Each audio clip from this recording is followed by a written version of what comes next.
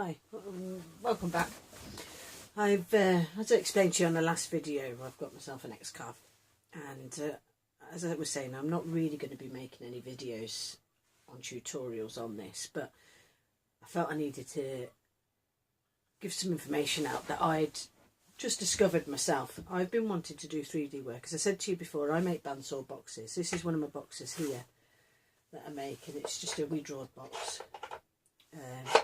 But what I'm wanting to do is actually, in future boxes, put some 3D work onto the back of them in the same wood, or to carve it actually straight into the back of the box. So one of the main reasons I got this for is for that.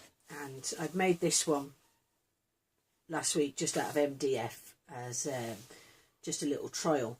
It's not perfect. There's lots of things that could be better on it. But I was just delighted to get your first project out. I think everybody that's got an xcarve, all they want to do is get your first job of everything done, so that you know it all sort of does what it should be doing. So I'd made this one, and then I wanted to put it on to wooden board. Being a total novice and knowing nothing about feed rates, plunge rates, depths on your router, because I have a router table and I have a hand router and I've made bowls and stuff like that, but I've just gone on sound and what it sounds like when I plunge it into the wood and stuff like that. But with the xcarve, you have to, because you're programming it in, you have to have all the speed rates. People that are watching this that have got an xcarve or a CNC machine will know what I mean. So I just went off one of the tutorials from Make and Design. This is a free tutorial. Followed their tutorial, and I slowed down a little bit feed rates, realising that some of their bigger machines, a Legacy or whatever, might be a lot more powerful. I don't really know, because I've never worked on them. But so I slowed little bits down. I got a couple of tips from other people that are doing tutorials with the xcarve, and slowed the feed rate and stuff down a little bit.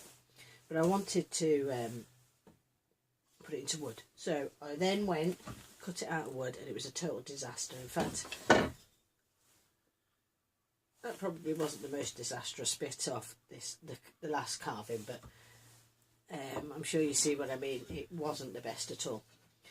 So I thought, oh, I'm going to have to go away and find out about feed rates and speeds and depths, but you go out there, and for me it's like a minefield. I've been working night shift all week and trying to swat up in between in order to get a project done. And I did, looking at all the forums, go on to the Inventables forums. They're just great there. People have got so much information. And somebody had spoke about basically using, I've got the Vectric software, I've got Aspire, and I used just one of the 3D ones that are made up for you that you download with the package, and I just put it onto the board, on a 6x6 board, and cut it out. I tried it setting it at 2 different feed rates.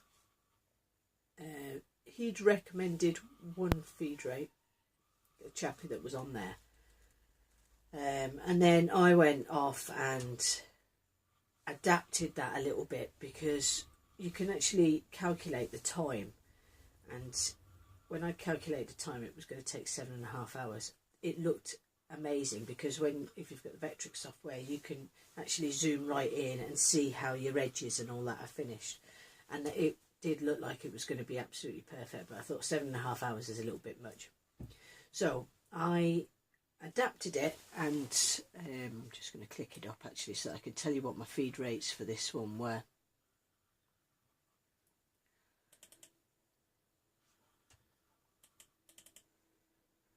Right, so I did the roughing, the first roughing, 1/4 inch with a 0.125 step over. The feed rate was 60 inches a minute and plunge 20, and it did absolutely perfect. The machine managed it no bother at all. I used the big 2 flute end mill, that I actually got with the machine to do the roughing out of. And then the finishing pass, I don't have bull nose, and we don't seem to get bull nose bits in the UK. So I used round nose from routercutters.co.uk. I used an 1/8 of an inch round nose, and I did a step over of 0.0125, and the feed rate was 60 inches a minute, and it was supposed to take an hour and 15 minutes. So as you can see, that the finish wasn't going to be obviously as good, but I'll try and zoom up a little bit. I mean, it really is pretty good. Don't worry about this bit. This was practice cuts for another project. I just cut this out of a piece of wood, but you know, it really is pretty good. I mean, there's the odd few edges and stuff on it. I thought I'd maybe adapt again, do the step over a little bit smaller, and see if I could get it a bit more perfect. But this is elm, and it came out beautiful. Yeah, it only took, I think it was 28 minutes is what it took to cut that in the end. And, you know, that's really reasonable. I wouldn't have minded it being double that. So, when I redo it, I'll put it up a bit and just see if the finish is a little bit better. Because although I wouldn't be doing it on such thick blocks, it's just the thickness of the wood I've got. You know, it would be bits like this, I would hope, that would go into the back of boxes and stuff like that. And if I get a good as finish as that, I'd be quite delighted, in all honesty. So I just wanted to update you, give you some of the feed rates and that I used in order to complete this. Design and Make, by the way, are really good for the 3D projects. They talk you through everything. I've learned quite a lot just from making that project, and that project's a free project to download, and then you get the video on YouTube. So that was just a small update. Just thought I'd let you know. Thanks very much. Till next time.